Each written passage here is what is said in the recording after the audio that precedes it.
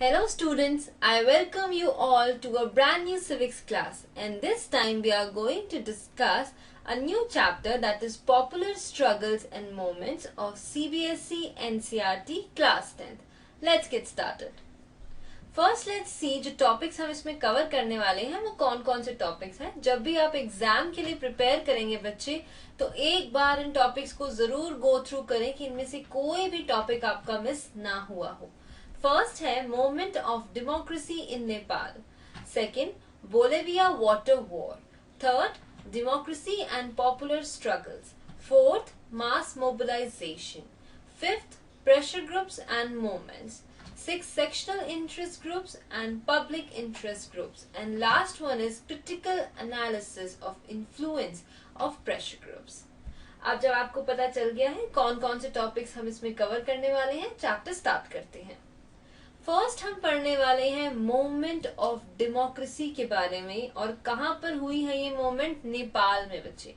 नेपाल में डेमोक्रेसी आए इसके लिए कौन कौन सी मूवमेंट हुई हैं, ये हमारा पहला पॉपुलर स्ट्रगल का टॉपिक है। जो भी पॉपुलर स्ट्रगल्स हुए हैं ऑल ओवर द वर्ल्ड, उसमें से इस स्ट्रगल का बहुत ही महत्वपूर्ण कंट्रीब्यूशन है। ये मूवमेंट फॉर डेमोक्रेसी है, यानी नेपाल जो कंट्री है वो अपने अंदर डेमोक्रेसी लाने के लिए, अपनी गवर्नमेंट को डेमोक्रेटिक बनाने के लिए जो वहां के लोगों ने मूवमेंट्स की, हम यहाँ पर वो डिस्कस करने वाले हैं। सबसे पहले है first movement of democracy in Nepal. देखिए बच्चे, नेपाल में दो मूवमेंट्स हुए थे डेमोक्रेसी के, यहाँ पर हम पढ़ने वाले हैं फर्स्ट मूवमेंट फर्स्ट। ठीक है। इन 1990 Nepal became a constitutional monarch after democratic movement. Constitutional monarch का मतलब क्या होता है, या कॉन्स्टिट्यूशनल मोनार्की कई लोग कहते हैं साम्राज्य। कॉन्स्टिट्यूशनल मोनार्की का मतलब क्या है? नेपाल एक ऐसी कंट्री बन गई जहां पर ऐसी सरकार थी जो किसके हिसाब से चलती थी बच्चे? कॉन्स्टिट्यूशन के हिसाब से। मोनार्ची का मतलब यहाँ पर क्या है? साम्राज्य। ऐसा प्रदेश, ऐसा देश बन गया नेपाल जो किसके हिसाब से चलता था?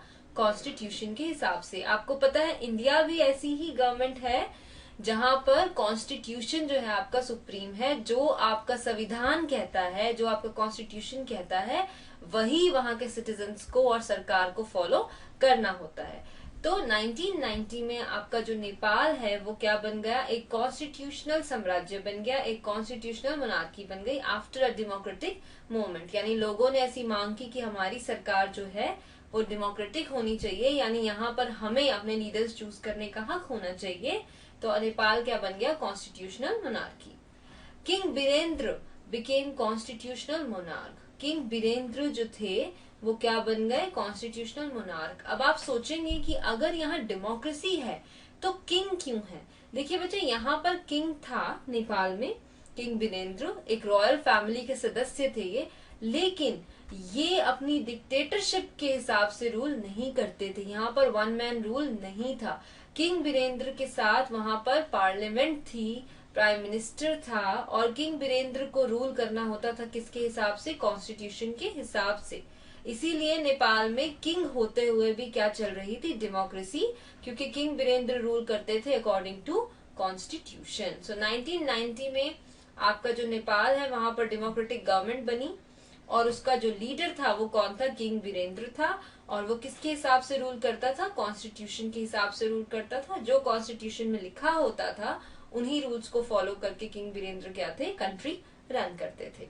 King Birendra killed in a mysterious massacre of the royal family in 2001। अब चेंज कब आया? जब किंग बीरेंद्र थे लीडर तो सब कुछ ठीक चल रहा था नेपाल में, गवर्नमेंट वाज रनिंग फाइन। तो फिर क्या परिवर्तन आया? King Birendra was murdered, he was mysteriously murdered.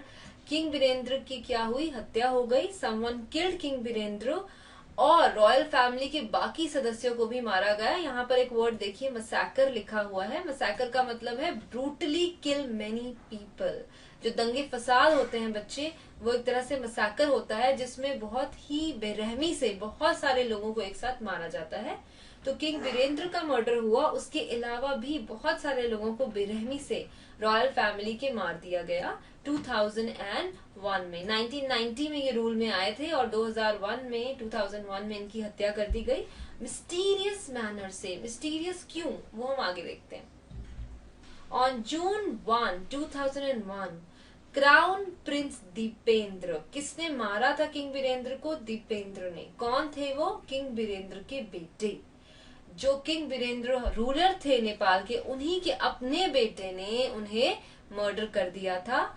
And his mother queen Aishwarya, सिर्फ किंग वीरेंद्र को नहीं, जो वहां की क्वीन थी, क्वीन ऐश्वर्या, उनको भी मर्डर कर दिया था उन्हीं के बेटे ने। And several other members of royal family.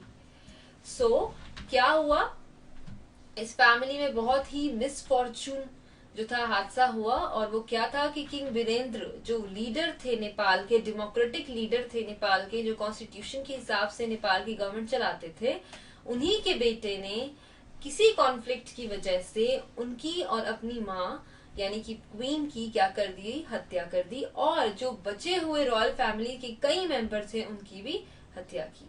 Letter he shot himself, और उसके बाद उसने क्या कर लिया? सुसाइड कर लिया। He killed himself also. यहाँ पर जो आपको एक पिक्चर दिख रही है बच्चे, ये रॉयल फैमिली की पिक्चर है। ये यहाँ पर जो बैठे हैं ये किंग वीरेंद्र हैं। This female is queen Aishwarya, और ये इनके बेटे हैं जिन्होंने इन दोनों को किल किया। And these two people are other members of royal family. So this is king Virendra, this is queen Aishwarya, और ये दीपेंद्र, प्रिंस दीपेंद्र, जिन्होंने इनका मर्डर किया। So this is the royal family जो मारी गई थी इस पूरे की पूरे हादसे में जून 2001 में। अब क्योंकि किंग वीरेंद्र की हत्या हो गई थी और उनकी फैमिली से कोई भी और नहीं बचा था, सो थ्रोन किसे मिलेगा? नेक्स्ट क्वेश्चन ये था। तो ज्ञानेंद्र जो थे, who was brother of king Virendra, जो वीरेंद्र किंग थे उनके ब्रदर भी थे एक ज्ञानेंद्र, उन्हें जो है किंग बना दिया गया क्योंकि he was also part of royal family. So next king कौन बने? किंग ज्ञानेंद्र। ये जो पिक्चर आप देख रहे हैं थ्रोन की और जो यहाँ पर पर्सन खड़े हैं, दिस इज किंग ज्ञानेंद्र, जिन्होंने किंग वीरेंद्र की डेथ के बाद और रॉयल फैमिली में बहुत सारे मर्डर्स होने के बाद क्राउन जो है संभाला। इन February 2005, Gyanendra dismissed the prime minister and dissolved the popularly elected parliament। अब नया लीडर चूज तो हो गया ज्ञानेंद्र, लेकिन वो ये नहीं चाहता था कि सरकार जो है वो कॉन्स्टिट्यूशन के हिसाब से चले और डेमोक्रेटिक गवर्नमेंट हो। किंग ज्ञानेंद्र जो थे वो वन मैन रूल में यानी डिक्टेटरशिप में बिलीव करते थे। तो उन्होंने क्या कर दिया, जो प्राइम मिनिस्टर था, इलेक्टेड प्राइम मिनिस्टर था नेपाल का, उसे क्या कर दिया? डिसमिस कर दिया, उसकी पोस्ट से हटा दिया। एंड डिसॉल्व कर दिया पॉपुलरली इलेक्टेड पार्लियामेंट को। यानी पॉपुलरली इलेक्टेड पार्लियामेंट का मतलब जो लोगों ने पार्लियामेंट चुनी थी उसे क्या कर दिया? डिसॉल्व कर दिया, खत्म कर दिया। इससे क्या हुआ? जन्म हुआ सेकेंड मोमेंट ऑफ डेमोक्रेसी का। क्योंकि फर्स्ट मोमेंट ऑफ डेमोक्रेसी तब हुई थी 1990 में, तब तो डेमोक्रेसी नेपाल को मिल गई थी। एक ऐसा लीडर मिल गया था किंग वीरेंद्र जो कॉन्स्टिट्यूशन के हिसाब से राज चलाता था। लेकिन उसकी डेथ के बाद, उसकी मर्डर के बाद नया किंग जो आया, किंग ज्ञानेंद्र, उसने डेमोक्रेसी को फिर से खत्म कर दिया। और इसी को ओवरकम करने के लिए लोगों ने क्या किया? फिर से रिवोल्ट किया, स्ट्रगल किया, और वो कहलाता है second moment of democracy in Nepal, जो कि हुआ था अप्रैल 2006 में। अब इसमें क्या क्या हाइलाइट्स थे इस स्ट्रगल के वो हम देखते हैं। All the major political parties of parliament formed in 7 party alliance. अब क्या हुआ, जो पॉलिटिकल पार्टीज, जैसे इंडिया में बहुत सारी पॉलिटिकल पार्टीज हैं, बीजेपी है, कांग्रेस है, बहुजन समाज पार्टी है, आप है, बहुत सारी पार्टीज हैं। इसी तरह से नेपाल की बहुत सारी पॉलिटिकल पार्टीज, 7 पॉलिटिकल पार्टीज ने मिलकर एक ग्रुप फॉर्म किया, एक पार्टी फॉर्म की, जिसको उन्होंने नाम दिया 7 पार्टी अलायंस। और इसका मकसद क्या था? नेपाल में डेमोक्रेटिक गवर्नमेंट को फिर से लाना। सेकेंडली क्या हुआ, Nepalese communist party who wanted to overthrow the government through an armed revolution joined SPA। अभी आपने जो पीछे पढ़ा 7 पार्टी अलायंस जो थी, जो बहुत सारी पार्टीज को मिलके बनी थी, उसको किसने ज्वाइन कर लिया? नेपालीज कम्युनिस्ट पार्टी ने। और नेपालीज कम्युनिस्ट पार्टी क्या चाहती थी कि वो सरकार जो है, अभी जो किंग ज्ञानेंद्र की सरकार है, उससे वो खत्म कर दे, ओवरथ्रो कर दे। कैसे बच्चे? आर्म्ड रेवोल्यूशन से। अब आप सोच रहे होंगे कि आर्म्ड रेवोल्यूशन क्या होता है, तो वो हम पहले देखते हैं।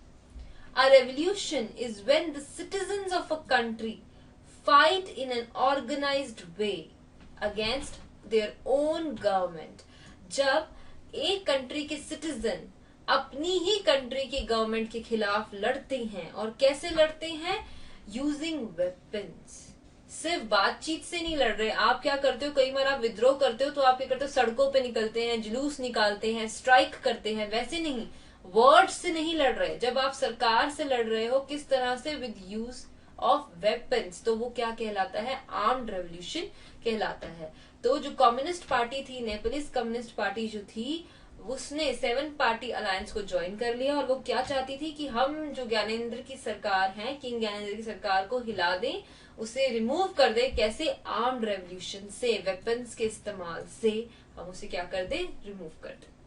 ये जो आपका रेवोल्यूशन स्टार्ट हुआ, जो स्ट्रगल स्टार्ट हुआ, ये बढ़ता ही जा रहा था।